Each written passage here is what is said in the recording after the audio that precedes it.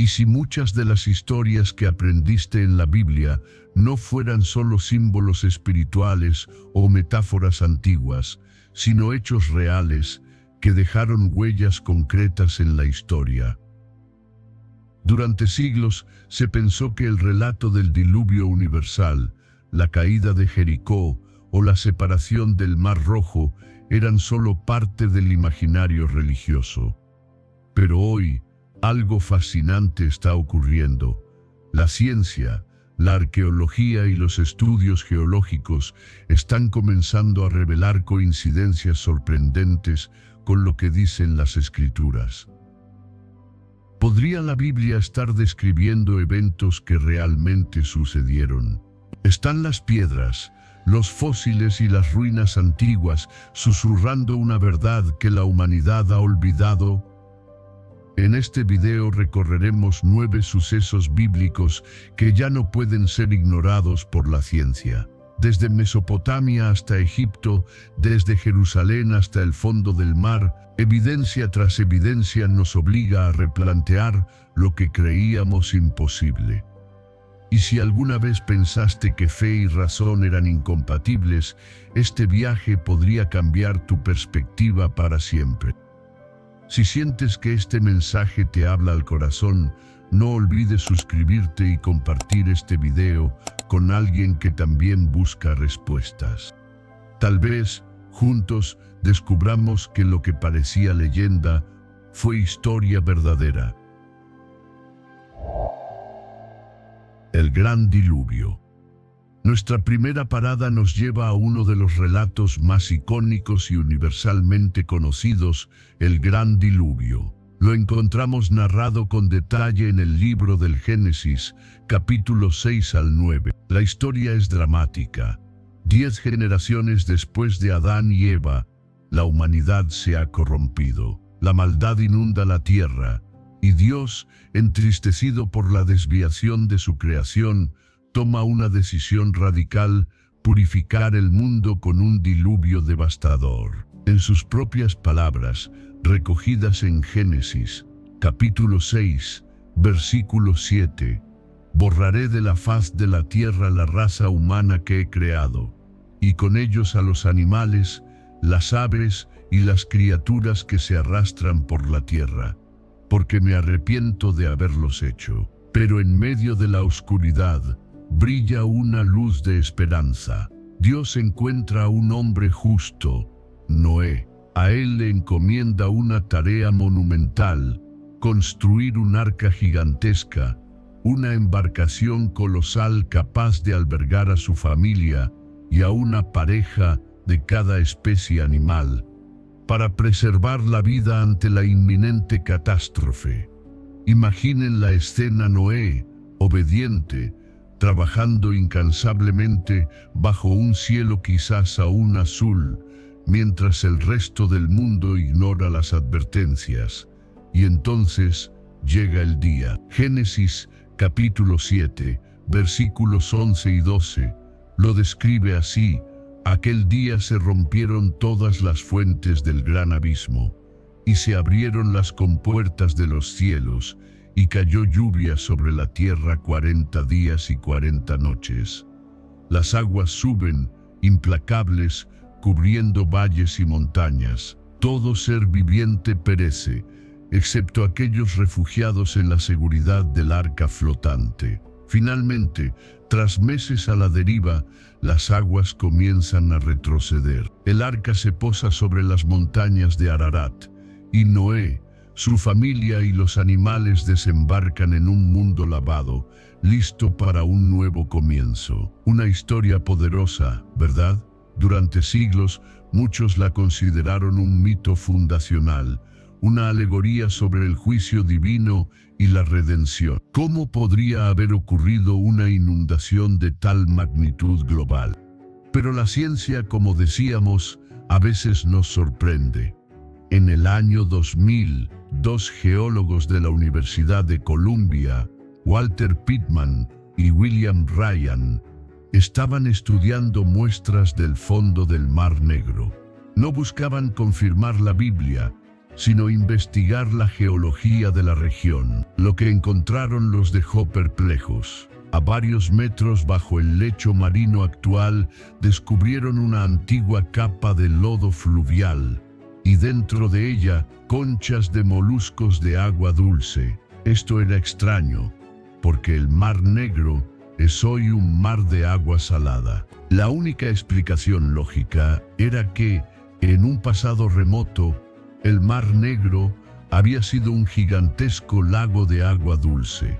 Con esta pieza clave y otros datos geológicos, Pittman y Ryan reconstruyeron un evento cataclísmico. Su teoría hace unos 7.500 a 10.000 años, al final de la última edad de hielo, el nivel del mar Mediterráneo subió drásticamente debido al deshielo de los glaciares. La presión del agua fue tal que rompió la barrera natural de tierra que lo separaba del lago de agua dulce del Mar Negro, el estrecho del Bósforo. Imaginen la fuerza. El agua salada se precipitó a través de la brecha con una potencia 200 veces superior a las cataratas del Niágara. En cuestión de meses, una vasta área de tierra fértil, habitada por comunidades neolíticas, quedó sumergida bajo cientos de metros de agua. Una inundación local, sí, pero de proporciones bíblicas para quienes la vivieron. Esta teoría atrajo la atención del legendario explorador submarino Robert Ballard, el descubridor del Titanic. Intrigado, Ballard llevó su equipo al Mar Negro. Utilizando tecnología sonar avanzada, mapearon el antiguo paisaje sumergido. Y entonces, el descubrimiento asombroso, a más de 90 metros de profundidad, encontraron estructuras hechas por el hombre. Restos de edificios, herramientas de piedra, cerámica, evidencia inequívoca de una civilización que vivió allí antes de la inundación. Ballard mismo lo dijo, estas personas definitivamente vivían allí antes de que se inundara. Además, la datación por carbono de las conchas de agua dulce mostró que todas murieron aproximadamente al mismo tiempo, confirmando una inundación súbita y catastrófica, no un aumento gradual del nivel del agua. Una inundación masiva en la región donde se originaron muchas historias bíblicas. Pero ¿qué hay de la descripción bíblica de un diluvio global? Aquí es donde la historia se vuelve aún más intrigante. La Biblia no está sola. Sorprendentemente, culturas de todo el planeta, desde Mesopotamia y Grecia hasta los aztecas, mayas, incas, pasando por la India, China, tribus nativas americanas y aborígenes australianos, todas tienen leyendas de una gran inundación ancestral. Y lo más fascinante, casi todas estas historias hablan de una figura similar a Noé, un superviviente elegido que escapa en una embarcación con su familia. ¿Cómo es posible que culturas separadas por océanos y milenios compartan un relato tan específico? Y la evidencia no se detiene en el Mar Negro. En 2016, de Vinos se hallaron pruebas de una inundación catastrófica en el Valle del Río Amarillo en China, vinculada al mito del emperador Yu.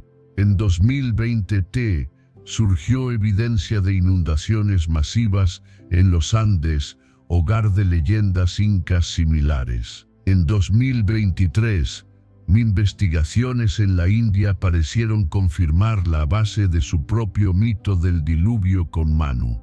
Año tras año, la ciencia parece corroborar la existencia de eventos hídricos catastróficos en el pasado remoto, en los mismos lugares donde florecieron estas leyendas. Prueba esto el diluvio de Noé tal como lo narra la Biblia, quizás no de forma concluyente para un evento estrictamente global simultáneo, pero la convergencia de evidencia científica regional y la universalidad del mito son, cuanto menos, profundamente sugerentes. Nos obliga a preguntar, Es posible que estas historias, incluida la de Noé, sean ecos de una memoria colectiva, recuerdos distorsionados por el tiempo de eventos reales y traumáticos que afectaron a nuestros ancestros en diferentes partes del mundo. O provienen todas de una fuente aún más antigua, un relato primigenio perdido en la noche de los tiempos.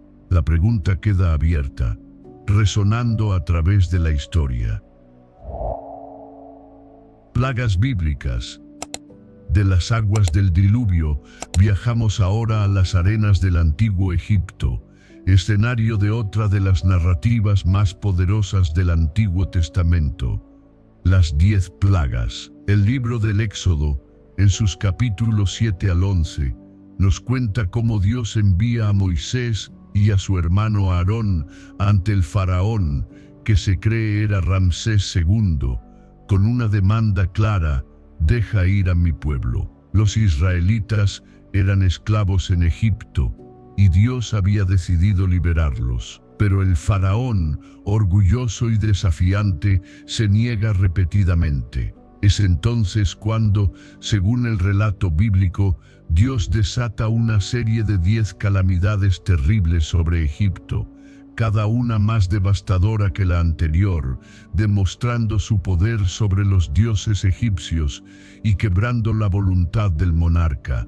El agua del Nilo convertida en sangre, ranas invadiendo cada rincón, piojos y moscas atormentando a hombres y bestias, la muerte del ganado, úlceras incurables, granizo de fuego, langostas devoradoras, oscuridad impenetrable y finalmente la más terrible de todas, la muerte de los primogénitos egipcios. Una historia aterradora y espectacular. Durante mucho tiempo, los escépticos la consideraron una pieza de propaganda religiosa, una forma de los israelitas de exaltar a su Dios. ¿Cómo podrían haber ocurrido eventos tan extraños y específicos en secuencia? Parecía material de leyenda, no de historia. Pero aquí, de nuevo, la ciencia moderna ha arrojado una luz inesperada. Investigaciones climáticas, especialmente estudios de estalagmitas en cuevas egipcias realizados en 2010, revelaron algo crucial. Hace unos 3000 años, coincidiendo con el reinado de Ramsés II, Egipto experimentó un cambio climático abrupto y severo. Un calentamiento repentino provocó una sequía extrema. El majestuoso río Nilo, fuente de vida de Egipto, se habría reducido a un caudal fangoso, lento y estancado.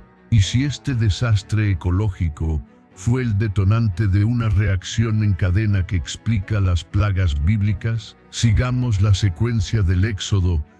Primera plaga. El Nilo se convierte en sangre. Con el río estancado y caliente por la sequía, las condiciones serían perfectas para la proliferación masiva de un tipo específico de alga tóxica de agua dulce, la Gepenostia toria rubescens, conocida como alga de sangre de Borgoña. Esta alga tiñe el agua de rojo intenso, libera toxinas que matan a los peces y produce un olor pestilente. ¿El Nilo convertido en sangre? La descripción encaja perfectamente. Segunda plaga.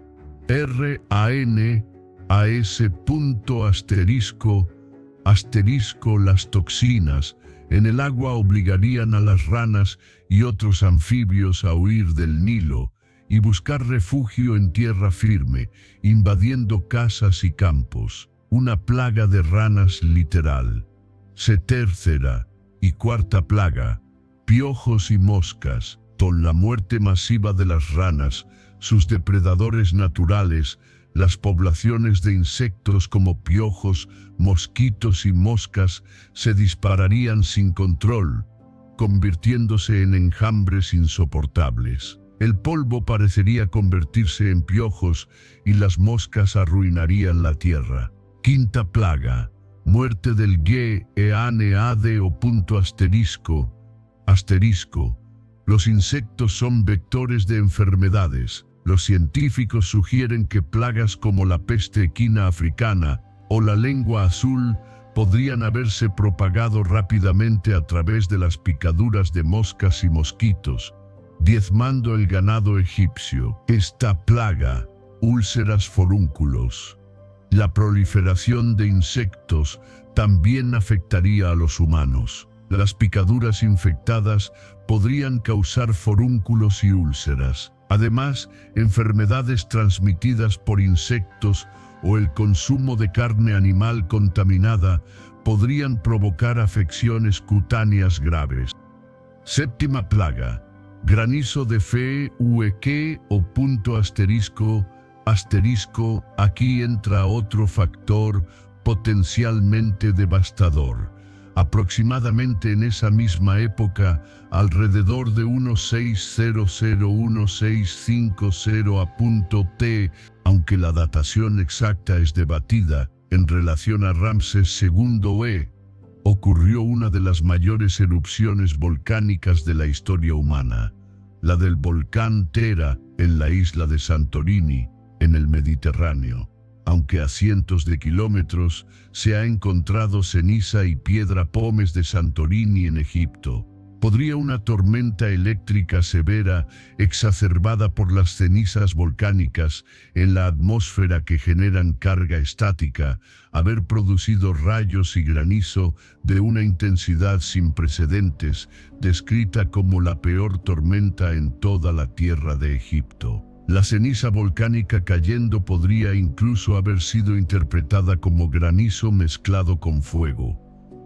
Octava plaga, langostas. Las anomalías climáticas causadas tanto por la sequía como por la lluvia de cenizas volcánicas que afecta la humedad y la vegetación son conocidas por crear condiciones ideales para la formación de enormes plagas de langostas, devorando lo poco que el granizo había dejado. Novena plaga, OSCUR y día D, punto asterisco. La inmensa nube de ceniza de la erupción de Santorini podría haber oscurecido el cielo durante días. Alternativamente, o en combinación, las severas sequías podrían haber provocado tormentas de arena tan densas que bloquearan por completo la luz del sol. 3 días de oscuridad total se vuelven científicamente plausibles. Décima plaga, muerte de los primogénitos. Esta es la más difícil, pero algunos científicos proponen una hipótesis ligada a la primera plaga. Las micotoxinas liberadas por el moho que podría haber crecido en el grano almacenado, contaminado quizás por las condiciones húmedas tras la plaga de langostas o por las propias algas tóxicas iniciales, podrían haber sido la causa. ¿Por qué los primogénitos? Culturalmente, en Egipto, el primogénito tenía privilegios, comía primero y a menudo recibía una porción mayor. Si el grano estaba contaminado, ellos habrían ingerido la dosis más letal. Una explicación trágica y selectiva. Coincidencias asombrosas, una interpretación forzada. Lo cierto es que la ciencia ha descubierto un escenario, cambio climático drástico, y una posible supererupción volcánica que proporciona un marco natural plausible para una cascada de desastres muy similar a las 10 plagas descritas en el Éxodo. Quizás los antiguos israelitas no inventaron la historia de la nada, sino que registraron eventos reales y traumáticos interpretándolos, eso sí, a través del lente de su fe, como actos directos de su Dios liberador. La naturaleza y lo divino entrelazados en un relato que aún hoy nos sobrecoge. División del Mar Rojo. Tras la 10ª y devastadora plaga, el faraón finalmente cede. Los israelitas, guiados por Moisés, emprenden su éxodo, dejando atrás siglos de esclavitud. Pero la libertad es efímera. El corazón del faraón se endurece una vez más. Reúne a sus carros de guerra, la élite de su ejército, y se lanza en una persecución implacable. La escena que describe el capítulo 14 del Éxodo es de una tensión máxima. Los israelitas se encuentran atrapados. Frente a ellos, las aguas infranqueables del Mar Rojo. Detrás, el polvo levantado por los carros egipcios que se acercan a toda velocidad. A los lados, montañas o desierto. No hay escapatoria. El pánico cunde entre el pueblo. Murmuran contra Moisés. No había sepulcros en Egipto que nos has sacado para que muramos en el desierto. Es en este momento de desesperación que Dios interviene de una manera espectacular. Le ordena a Moisés: levanta tu vara y extiende tu mano sobre el mar y divídelo, y los hijos de Israel pasarán en seco por el medio del mar. Moisés obedece, y entonces sucede lo imposible. Un viento recio del este sopla durante toda la noche.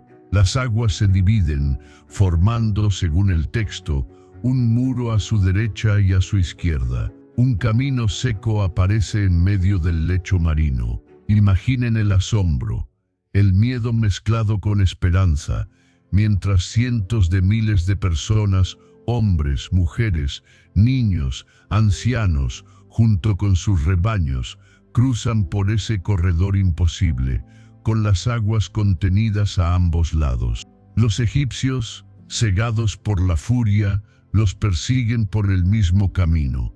Pero justo cuando el último israelita alcanza la otra orilla, Dios ordena a Moisés volver a extender su mano. Las aguas regresan a su cauce con violencia, engullendo carros, caballos y soldados. El ejército del faraón es aniquilado.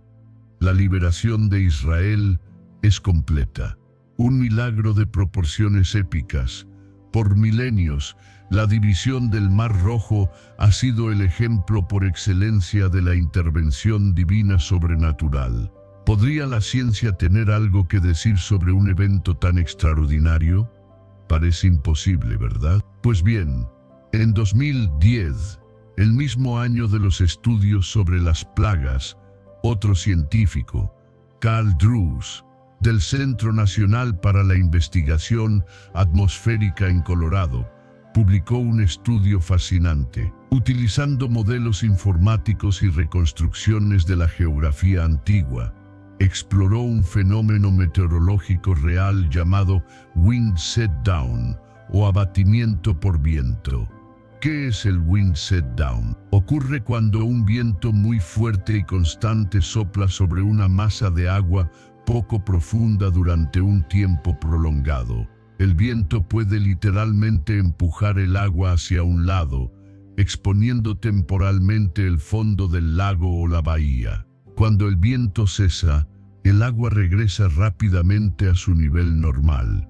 Drews se preguntó: ¿podría un evento de wind set down explicar la división de las aguas descrita en el Éxodo?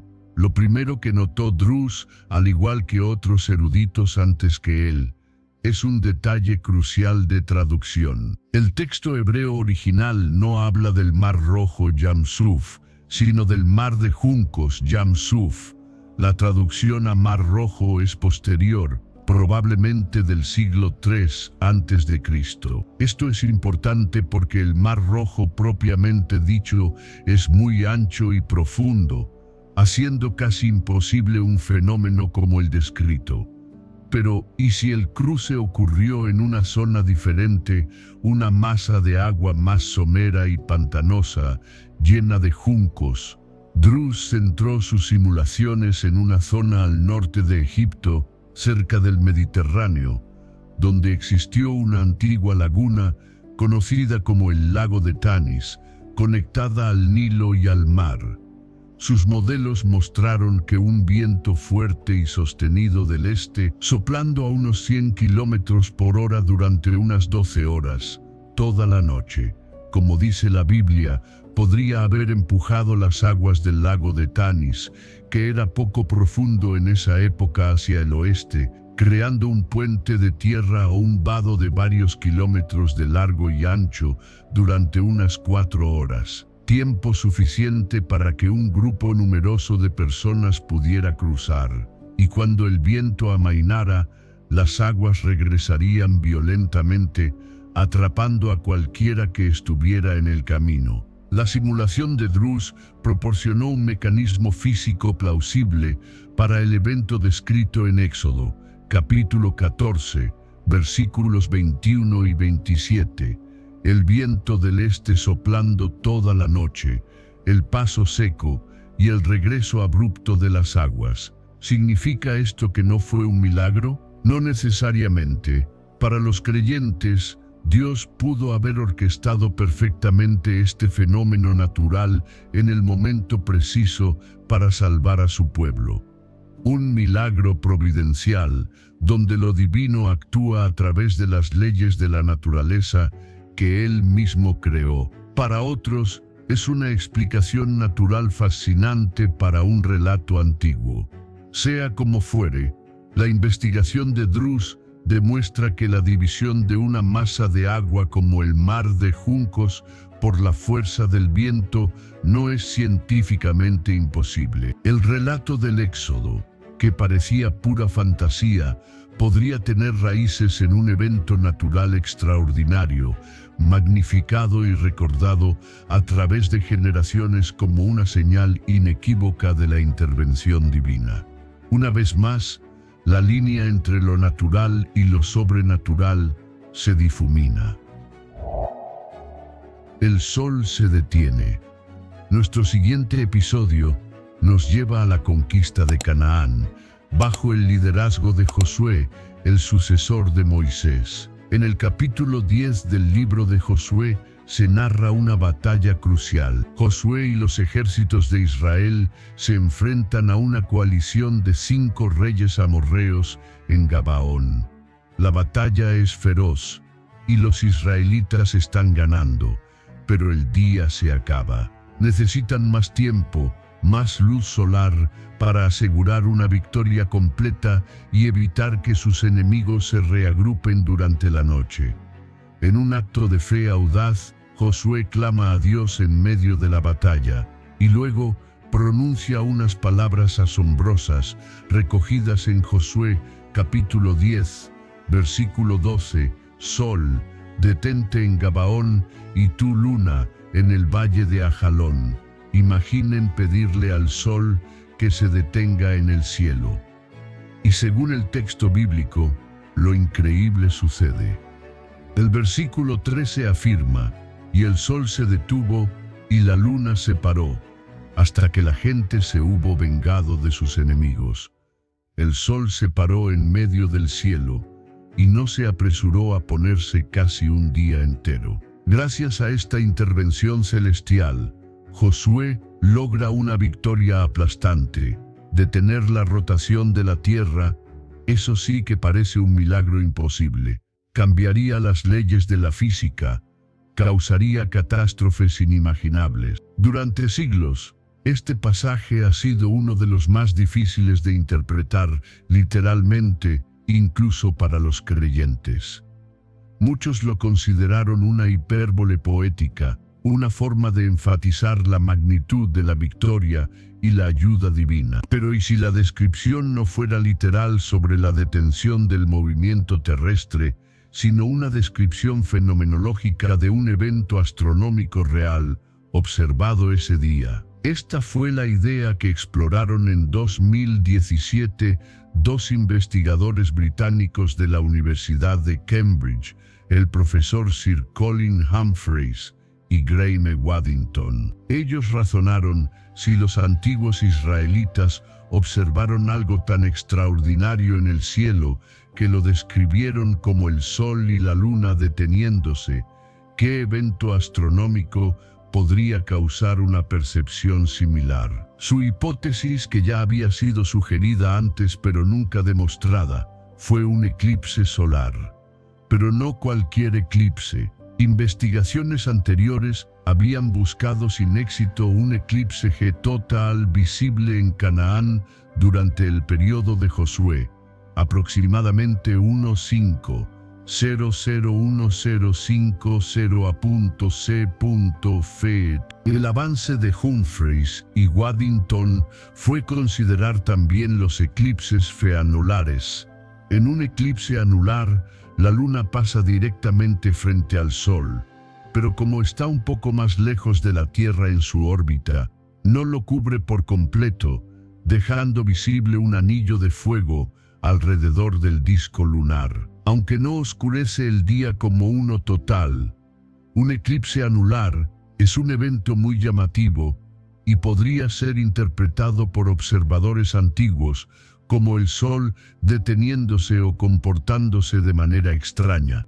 Utilizando complejos cálculos astronómicos basados en los modelos de rotación de la Tierra y las órbitas lunar y terrestre, incluyendo el códice babilónico de eclipses, crearon una nueva simulación por computadora para buscar todos los eclipses totales y anulares visibles desde Canaán en ese lapso de 450 años. El resultado: encontraron exactamente un eclipse anular visible en la región durante todo ese periodo. La fecha: el 30 de octubre del año 1207 a.C., por la tarde.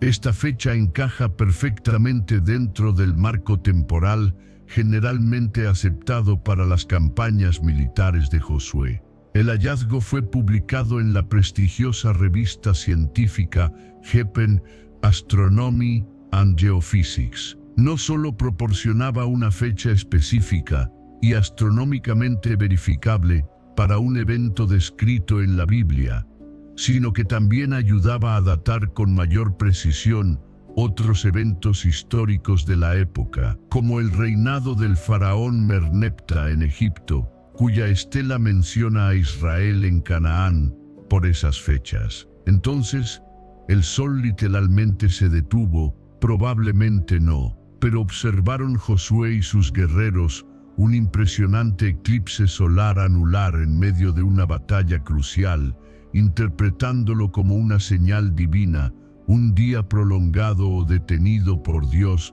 para darles la victoria.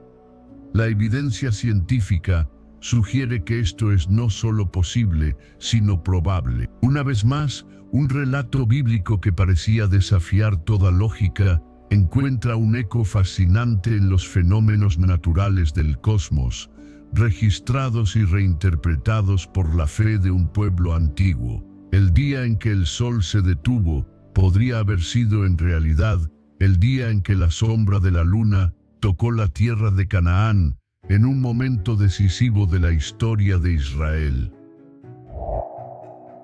La destrucción de Sodoma y Gomorra. Ahora, preparemos nuestros corazones para una historia de juicio divino y destrucción fulminante. Nos trasladamos a las llanuras cercanas al Mar Muerto, a las infames ciudades de Sodoma y Gomorra. El capítulo 19 del Génesis nos pinta un cuadro sombrío.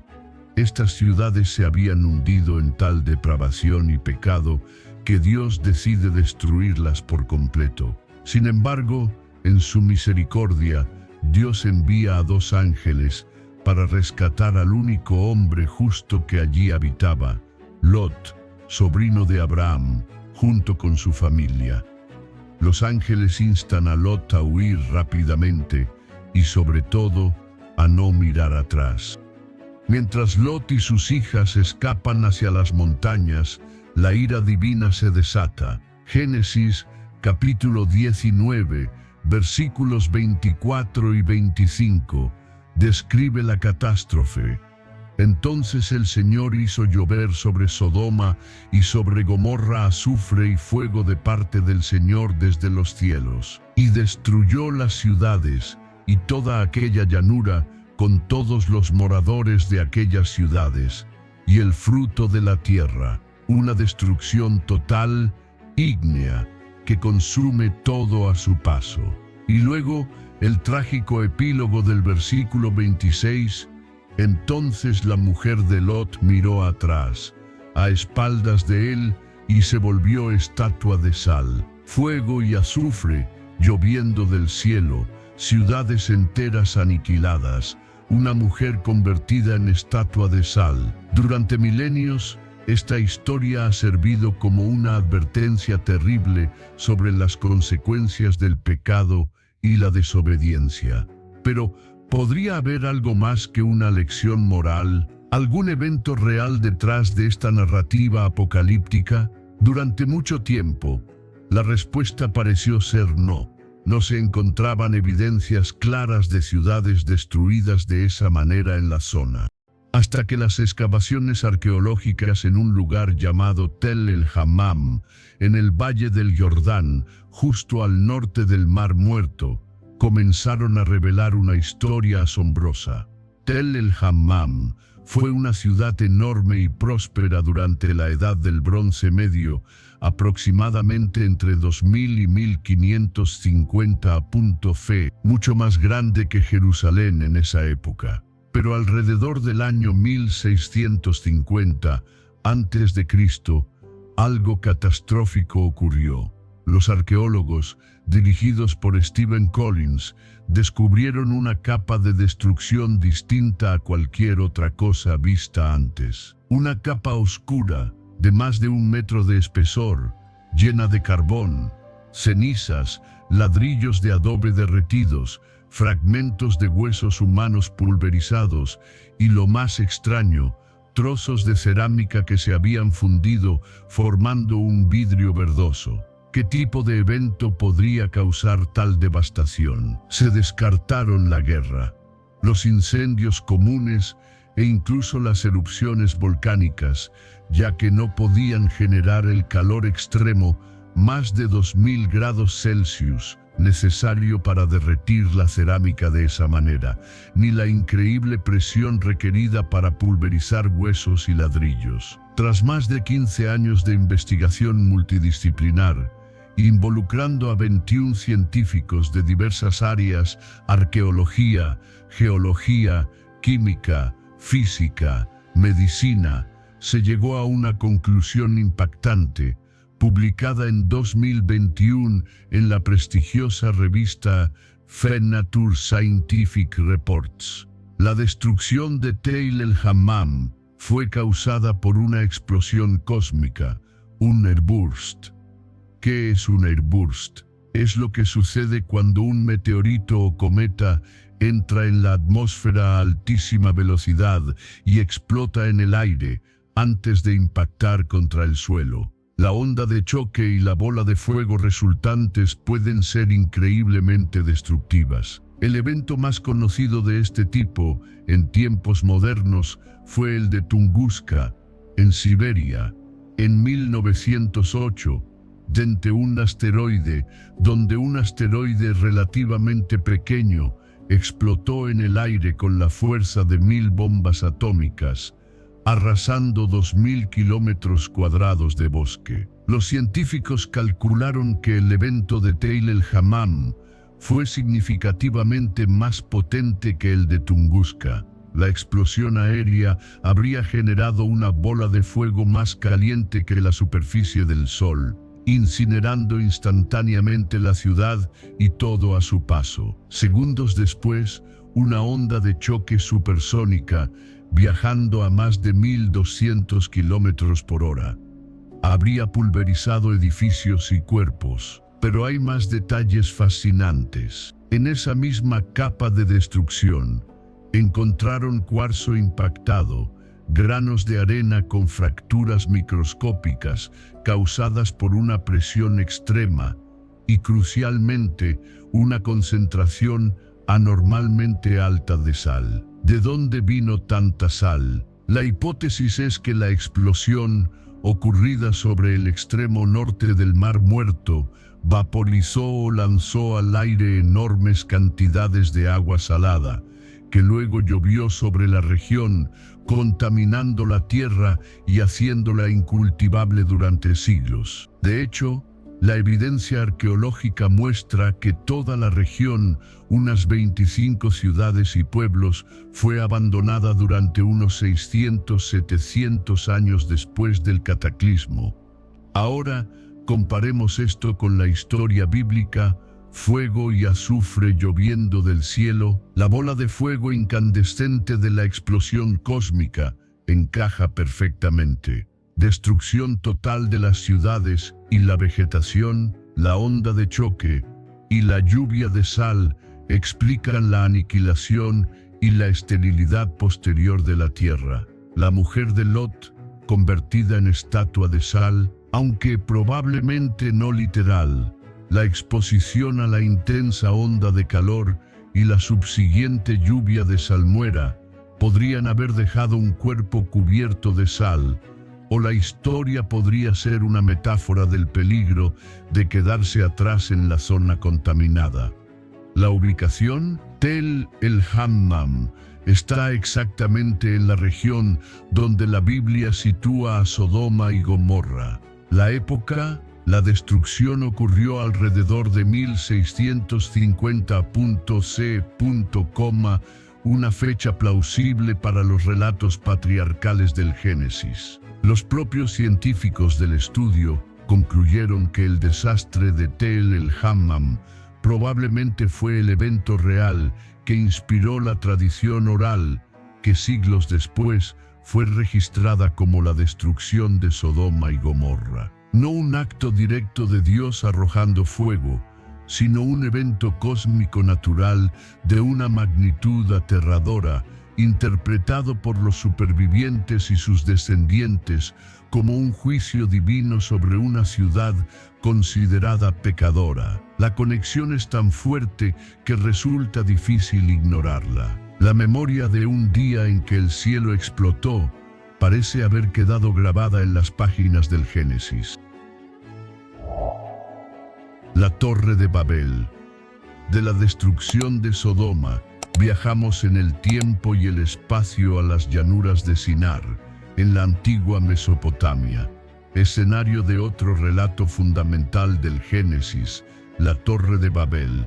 Lo encontramos en el capítulo 11. La historia se sitúa unas generaciones después del Gran Diluvio, en un tiempo en que, según el texto, toda la tierra tenía una sola lengua y unas mismas palabras. Unidos por un idioma común y una ambición desmedida, los descendientes de Noé deciden construir una ciudad, y en ella una torre colosal, un sigurat que llegue hasta el cielo. Su motivación, dice Génesis, capítulo 11, versículo 4, para que nos hagamos un nombre, por si fuéramos esparcidos sobre la faz de toda la tierra. Querían alcanzar la fama, desafiar los límites y quizás evitar la dispersión que Dios había ordenado tras el diluvio. Utilizan ladrillo cocido y betún, materiales avanzados para la época.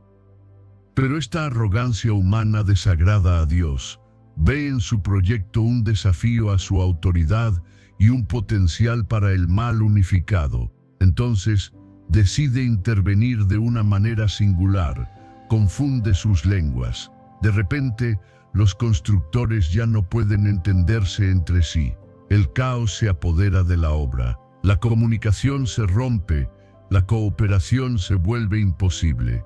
El gran proyecto queda inacabado y Dios los dispersa desde allí sobre toda la faz de la tierra. Por eso, la ciudad se llamó Babel, que suena similar a la palabra hebrea para confundir. La historia de Babel ha sido tradicionalmente interpretada como la explicación bíblica para la diversidad de idiomas en el mundo. Aunque la lingüística moderna ofrece explicaciones diferentes para el origen de las lenguas, la pregunta persiste: ¿hubo alguna vez una torre real que inspirara esta historia? Durante mucho tiempo, los arqueólogos y eruditos han especulado que la leyenda de Babel podría estar relacionada con los impresionantes zigurats, torres escalonadas con templos en la cima, que construyeron las antiguas civilizaciones mesopotámicas, especialmente en Babilonia. Se han descubierto restos de casi 30 de estas estructuras en la región, pero en 2017, una pieza clave de evidencia salió a la luz, o más bien, fue finalmente estudiada en detalle.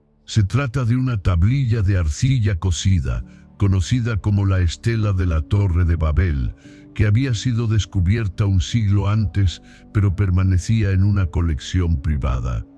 El doctor Andrew George, un experto en textos babilónicos de la Universidad de Londres, tuvo la oportunidad de examinarla. Lo que reveló la tablilla fue extraordinario. Presenta un grabado detallado de un enorme sigurat de 7 niveles. A su lado aparece la figura de un rey, identificado por la inscripción como el famoso Nabucodonosor II, rey de Babilonia en el siglo VI a.C. Y lo más importante, el texto cuneiforme debajo identifica explícitamente la estructura como Etemenanki, el gran sigurat de Babilonia, cuyo nombre significa casa del fundamento del cielo y la tierra. El propio templo Torre de Babilonia, pero la conexión con la historia bíblica se vuelve aún más fuerte al leer la descripción que hace Nabucodonosor de su reconstrucción de Etemenanki.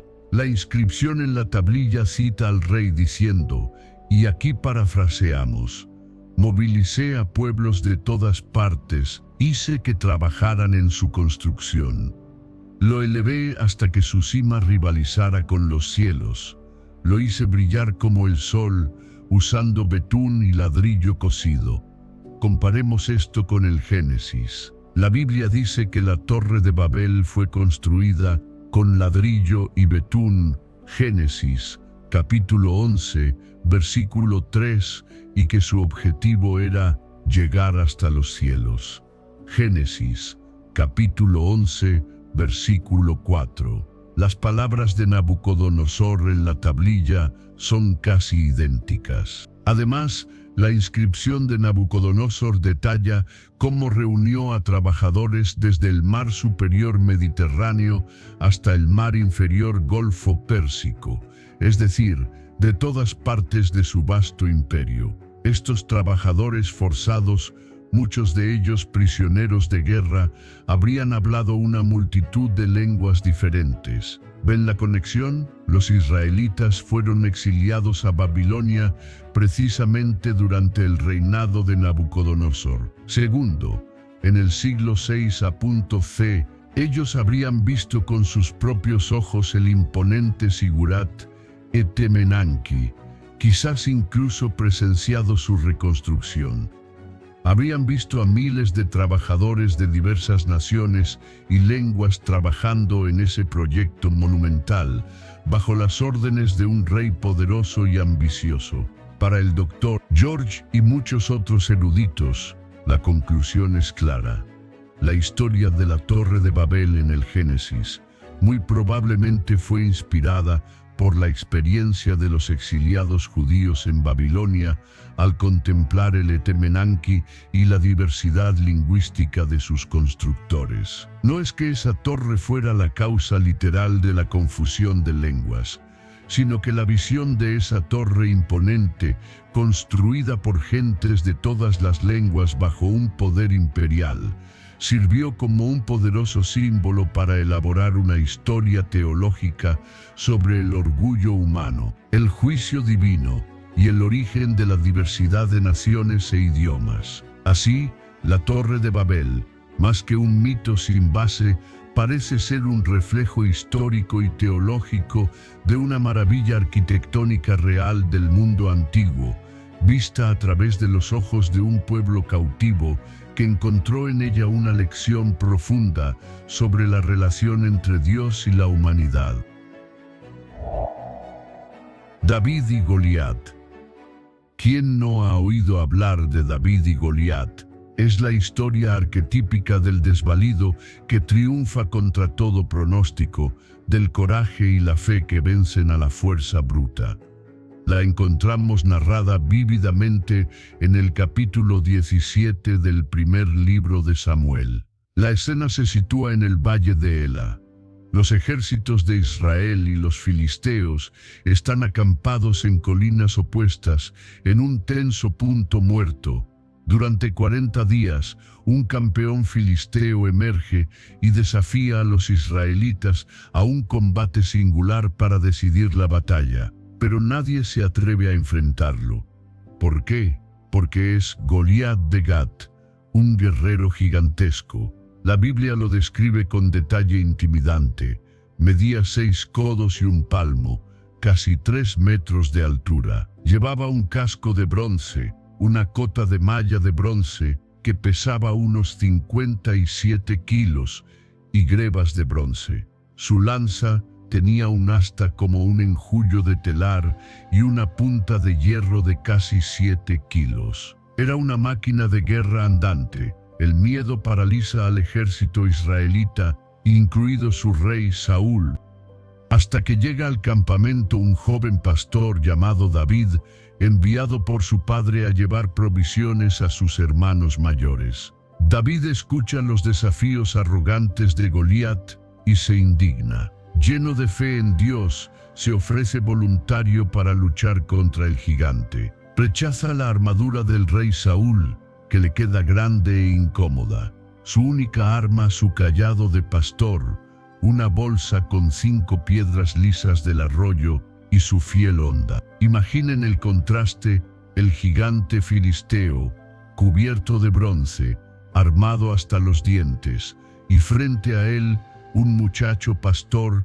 con una simple honda. Goliat se burla de él, pero David responde con una fe inquebrantable: Tú vienes a mí con espada y lanza y jabalina, mas yo vengo a ti en el nombre del Señor de los ejércitos. Lo que sucede a continuación es legendario. David corre hacia Goliat, coloca una piedra en su honda, la hace girar y la lanza con precisión certera. La piedra se clava en la frente del gigante. Goliat se tambalea y cae de bruces. David corre, toma la propia espada de Goliat y le corta la cabeza. Los filisteos, horrorizados al ver caer a su campeón, huyen despavoridos. Israel obtiene una victoria resonante y David inicia su camino para convertirse en el rey más grande de Israel. Una historia inspiradora, sin duda. ¿Pero sucedió realmente? ¿Existió un gigante llamado Goliat? ¿Pudo un pastor derrotarlo con una honda? Durante mucho tiempo, muchos eruditos consideraron la historia una leyenda piadosa y quizás exagerada para engrandecer la figura del rey David. Empecemos por David. ¿Fue un personaje histórico real? Durante años, su existencia fuera de la Biblia fue cuestionada por falta de pruebas arqueológicas directas. Pero en 1993 se descubrió en Tel Dan, al norte de Israel, una estela de basalto fragmentada del siglo IX a.C. En ella, un rey arameo se jacta de haber derrotado a reyes de Israel y de la casa de David. Ahí estaba, una referencia extrabíblica temprana a la dinastía del rey David, confirmando su historicidad. Y el combate singular era una práctica relativamente común en el mundo antiguo para resolver conflictos o evitar batallas a gran escala. ¿Y la honda? Lejos de ser un juguete, la honda era un arma militar temible en manos expertas. Los honderos entrenados podían lanzar proyectiles de piedra o plomo a velocidades superiores a los 160 kilómetros por hora, monstruo, y con una fuerza de impacto comparable a la de una pistola moderna de gran calibre, capaces de perforar armaduras y fracturar cráneos a distancias considerables. Que David, un pastor acostumbrado a defender su rebaño de depredadores, fuera un hondero experto es totalmente plausible. Pero ¿qué hay de Goliat, el gigante? Aquí es donde los descubrimientos arqueológicos se vuelven fascinantes. La Biblia dice que Goliat era de Gat, una importante ciudad filistea. Y es precisamente en las excavaciones de la antigua Gat, hoy Tel Es-Safi, donde han aparecido pistas intrigantes. En 2005, 2 arqueólogos encontraron un fragmento de cerámica, un ostracón datado entre los siglos X y IX a.C., la época aproximada de David y Goliat, con una inscripción en caracteres proto-cananeos. El nombre inscrito, dos nombres de sonoridad no semítica, muy similares a Goliat, si bien no prueba que fuera el Goliat bíblico, demuestra que ese nombre existía entre los filisteos en Gat en esa época. Pero hay más. Décadas antes, en los años 60, monte cerca de Gat, se descubrió un alijo de armas antiguas, incluyendo 4 enormes puntas de lanza de hierro, mucho más grandes de lo normal, tan grandes que inicialmente se pensó que eran postes de tienda. Pero tras el hallazgo del nombre Goliat, se reexaminaron. Podrían ser las puntas de lanzas como la descrita para Goliat, como un enjullo de telar, y la evidencia más reciente es quizás la más sugerente. En las excavaciones de Gat correspondientes al siglo IX a.C., poco después de la época atribuida a Goliat, los arqueólogos han desenterrado restos de arquitectura monumental, fortificaciones y edificios construidos con piedras enormes, mucho más grandes que las usadas en otros periodos en Gat o en ciudades vecinas. Piedras de tamaño gigante. Construyeron los habitantes de Gat estructuras descomunales porque algunos de ellos eran excepcionalmente grandes. La Biblia menciona que Goliat tenía hermanos y descendientes también gigantes, los refaítas. ¿Era Gat un centro donde persistía una población de gran estatura? No podemos afirmarlo con certeza absoluta. Pero la convergencia de evidencias, la historicidad de David, la eficacia de la onda, la existencia del nombre Goliat en Gat en la época correcta, el hallazgo de armas y arquitectura de tamaño inusual, hace que la historia de David y Goliat parezca mucho menos legendaria y mucho más anclada en una posible realidad histórica. Quizás Goliat no medía exactamente 3 metros, quizás los detalles se exageraron con el tiempo, pero la esencia del relato, un joven y valiente israelita, derrotando a un temible campeón filisteo de gran tamaño, podría muy bien haber ocurrido en las colinas del Valle de Ela hace 3 milenios. Adán y Eva. Llegamos ahora a los mismísimos albores de la humanidad, según la narrativa bíblica. La historia de Adán y Eva, los primeros padres, relatada en los primeros capítulos del Génesis. Dios crea a Adán del polvo de la tierra, lo coloca en el idílico jardín del Edén y le da dominio sobre la creación. Pero viendo que no es bueno que el hombre esté solo, decide crearle una compañera. Primero forma a los animales, pero ninguno es la ayuda idónea para Adán. Entonces, Dios hace caer a Adán en un sueño profundo, toma una de sus costillas, de ella forma a Eva, la primera mujer. Son la pareja original, viviendo en armonía con Dios y la naturaleza, hasta que llega la tentación. Una serpiente astuta convence a Eva de comer del fruto prohibido del árbol del conocimiento del bien y del mal. Eva comparte el fruto con Adán. Sus ojos se abren, descubren su desnudez y sienten vergüenza. Dios los confronta y como castigo por su desobediencia, los expulsa del paraíso. A partir de entonces, deberán trabajar la tierra con esfuerzo, experimentar el dolor y la muerte, pero también serán los progenitores de toda la raza humana. Esta es la historia fundacional sobre el origen del hombre, el pecado y la relación rota con Dios para millones de personas. Pero la ciencia moderna, particularmente la teoría de la evolución y la genética, ofrece una visión muy diferente. Los humanos evolucionamos gradualmente a lo largo de millones de años a partir de ancestros primates. No aparecimos de repente como una pareja completamente formada. ¿Hay alguna forma de reconciliar estas dos visiones aparentemente opuestas? ¿Puede la ciencia decir algo sobre Adán y Eva? Sorprendentemente, la genética moderna ha introducido conceptos que al menos nominalmente evocan a la pareja bíblica. Hablamos de la Eva mitocondrial y el Adán del cromosoma Y. Expliquémoslo de forma sencilla. El ADN mitocondrial es un pequeño fragmento de material genético que heredamos exclusivamente de nuestras madres.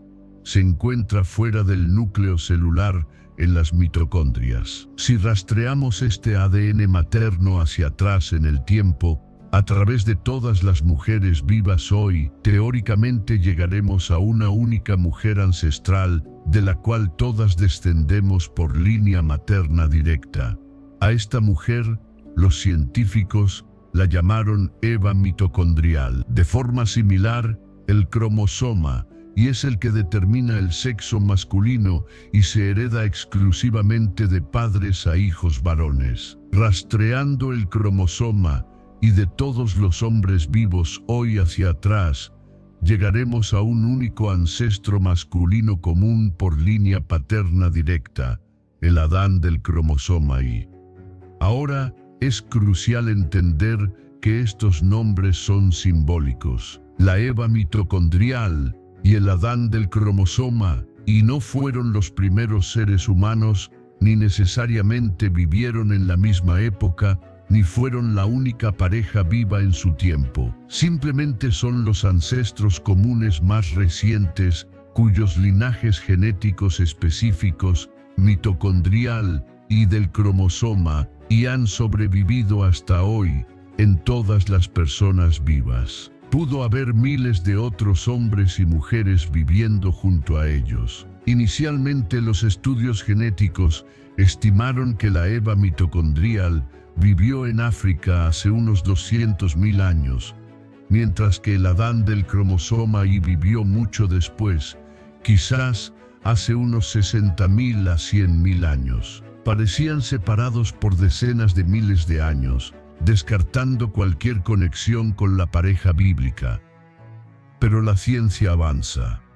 En 2013, dos estudios genéticos independientes, utilizando análisis mucho más detallados y descubriendo nuevas variaciones en el ADN, revisaron estas fechas. Sorprendentemente, ambos estudios concluyeron que las estimaciones anteriores podrían haber sido erróneas y que el Adán del cromosoma Y podría haber vivido mucho antes, posiblemente coincidiendo en el tiempo y en la misma región de África con la Eva mitocondrial. Esto abría la puerta teórica a que pudieran haberse conocido e incluso reproducido, pero la conexión potencial no termina ahí. Más recientemente, el biólogo computacional Dr. Joshua Swamidass ha propuesto una idea aún más intrigante, explorando la diferencia entre ancestros fegenéticos de quienes heredamos ADN medible y ancestros fegenealógicos, todos los que forman parte de nuestro árbol familiar, aunque no hayamos heredado su ADN específico. Piénsalo, heredas el 50% del ADN de cada padre, 25% de cada abuelo, 2.5 signo de porcentaje de cada bisabuelo. Cuanto más atrás vas, menor es la contribución genética directa, hasta que se vuelve indetectable. Sin embargo, genealógicamente, sigues descendiendo de ellos. Swamidass argumenta, basándose en modelos matemáticos y simulaciones, como un estudio de 2004 publicado en FedNatura, que es matemáticamente posible e incluso probable que todos los humanos vivos hoy desciendan genealógicamente de una única pareja que vivió en un pasado no tan remoto, quizás hace tan solo unos pocos miles de años, por ejemplo, 6.000 o 10.000 años atrás. Esta pareja ancestral genealógica universal no tendría que ser la Eva mitocondrial, ni el Adán del cromosoma y genéticos, ni tampoco los primeros humanos en existir.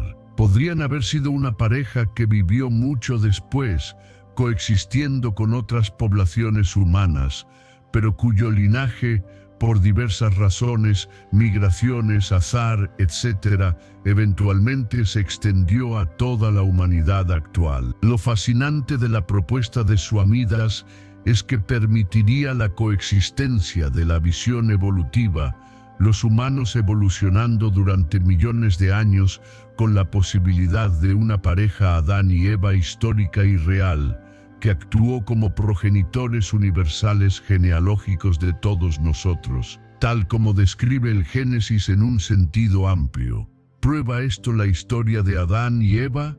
No, pero la genética moderna, lejos de descartarla por completo, está abriendo vías inesperadas para considerar que la idea de una pareja ancestral común, quizás incluso relativamente reciente, no es científicamente absurda. La ciencia nos muestra que todos estamos conectados, que compartimos ancestros comunes y quizás, solo quizás, la antigua historia de Adán y Eva capturó una verdad profunda sobre nuestros orígenes compartidos de una manera que apenas empezamos a comprender.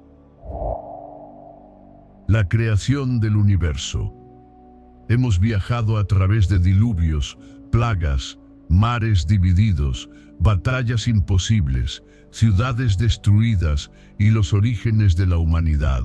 Nuestro último destino es el más grandioso de todos, el principio mismo del tiempo y el espacio, la creación del universo. Volvemos a la primera página de la Biblia, al primer libro, Génesis, capítulo 1. Versículo 1. Las palabras inaugurales, majestuosas y resonantes.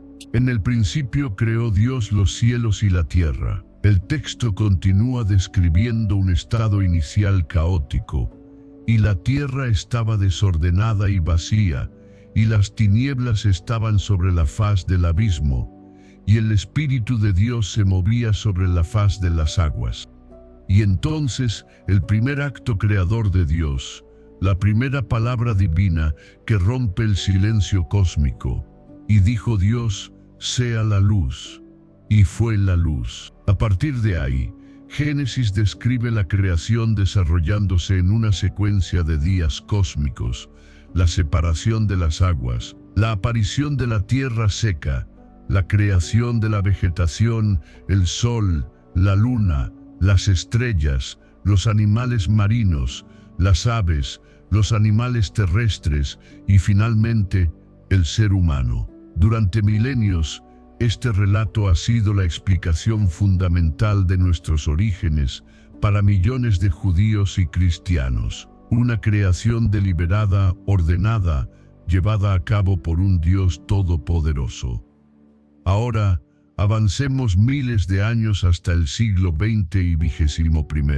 La ciencia moderna, a través de la cosmología y la física de partículas, ha desarrollado su propia teoría sobre el origen del universo, la teoría del Big Bang. ¿Qué nos dice el Big Bang? Que todo el universo, toda la materia, toda la energía, incluso el tiempo y el espacio mismos, comenzaron en un estado de densidad y temperatura infinitas, una singularidad inimaginablemente pequeña y caliente. Hace unos 13.800 millones de años, esta singularidad experimentó una expansión explosiva, el Big Bang. El universo comenzó a expandirse y enfriarse a una velocidad vertiginosa.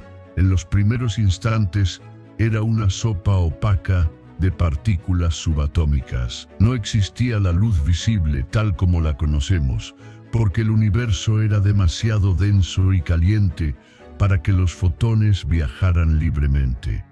Pero a medida que el universo se expandía y enfriaba, después de unos 380.000 años, los electrones pudieron combinarse con los núcleos atómicos principalmente hidrógeno y helio.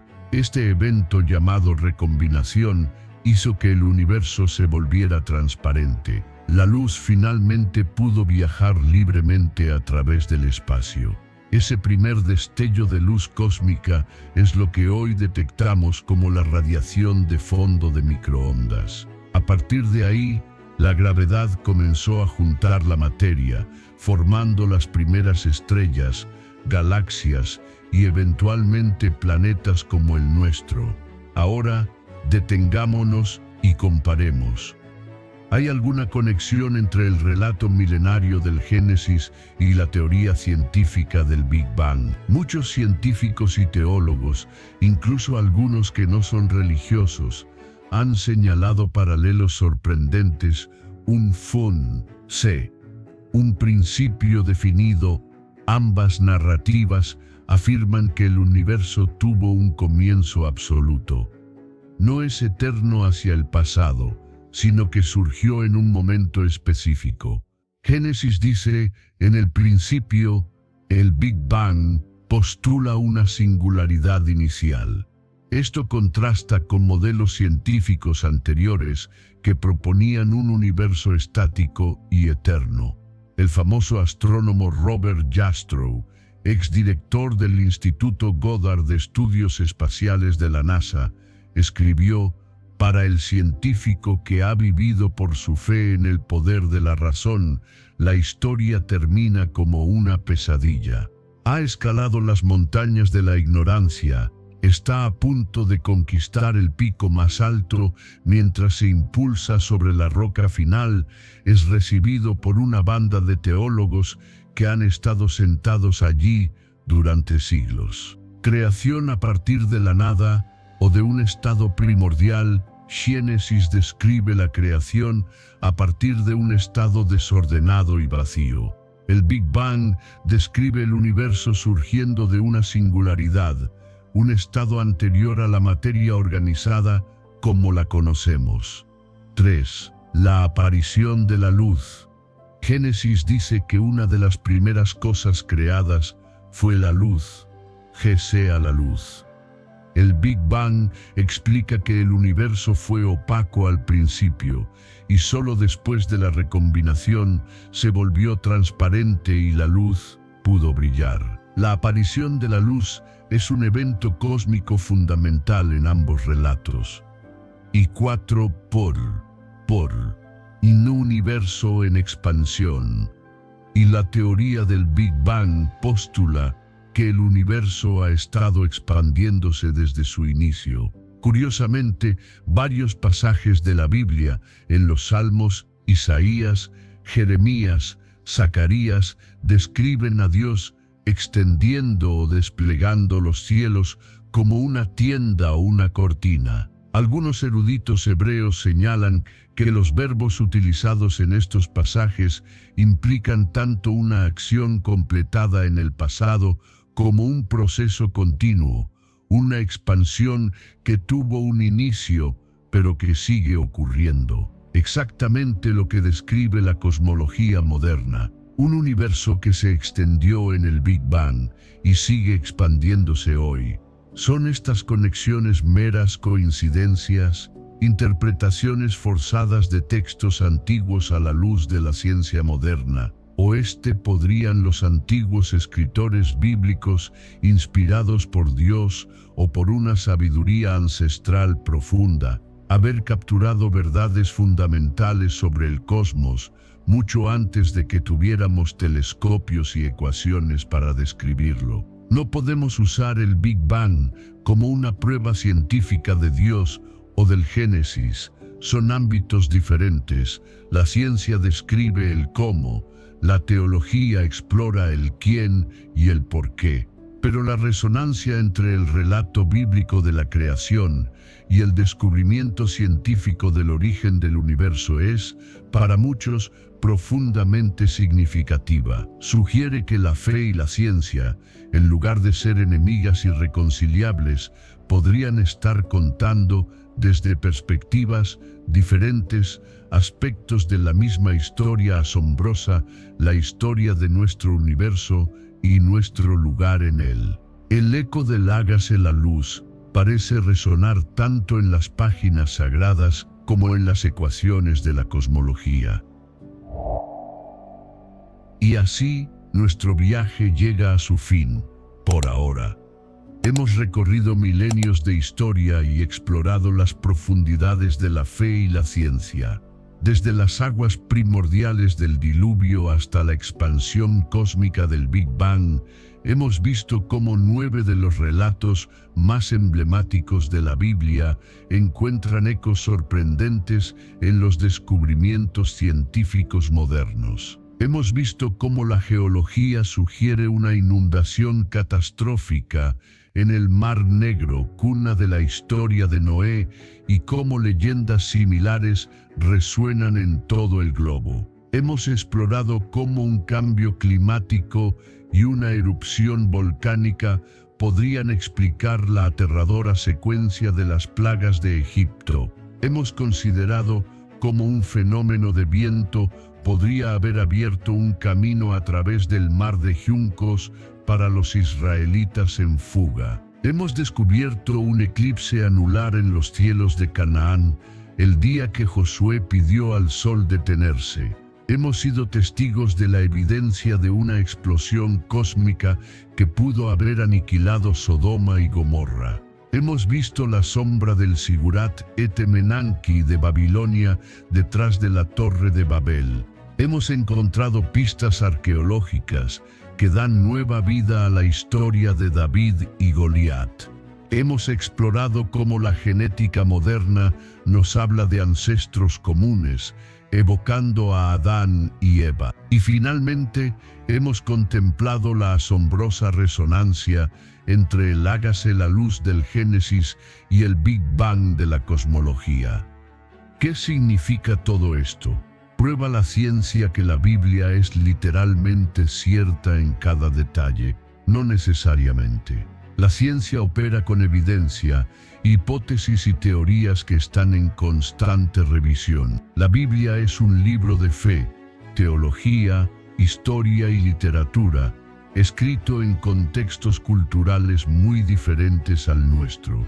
Pero lo que esta exploración sugiere es algo quizás más profundo, que la dicotomía entre fe y ciencia puede ser una falsa barrera, que los relatos bíblicos, lejos de ser meras fantasías, podrían contener núcleos de verdad histórica, memorias de eventos reales y traumáticos, o intuiciones asombrosas sobre el funcionamiento del mundo y del cosmos, expresadas en el lenguaje de su tiempo. Quizás nos enseña que Dios, para los creyentes, puede actuar tanto a través de lo milagroso como a través de los procesos naturales que Él mismo estableció.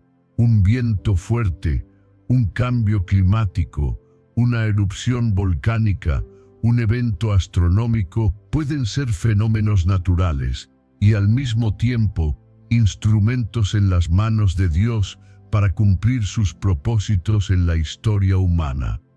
Estas historias han perdurado por una razón. Nos hablan de la condición humana, de nuestra relación con lo divino, de la lucha entre el bien y el mal, de la esperanza en medio de la adversidad, del poder de la fe. La ciencia moderna, al iluminar los posibles contextos históricos y naturales de estos relatos, no les quita poder, sino que quizás les añade una nueva capa de asombro y misterio. Nos invita a leer la Biblia con ojos nuevos, apreciando tanto su mensaje espiritual como sus posibles conexiones con el mundo real que la ciencia nos revela.